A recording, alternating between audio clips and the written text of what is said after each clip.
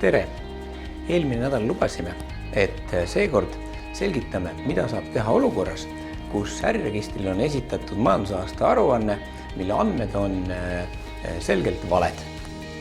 Kuni 2015. aastani Eesti kohtupraktika järgi ei olnud osanikel selles olukorras põhimõtteliselt midagi võimalik teha, sest kui koosolek oli kokku kutsutud ja läbi viidud reeglite kohaselt, siis ei saanud vaidlustada kohtu kaudu dokumenti, mis sellel koosolekul kinnitati.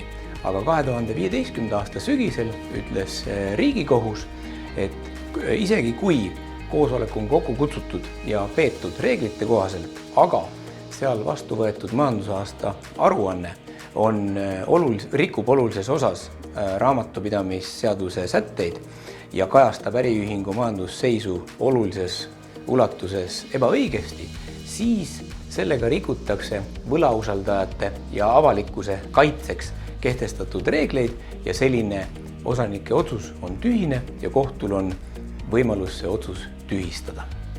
Kuulake meid jälle järgmisel neljapäeval.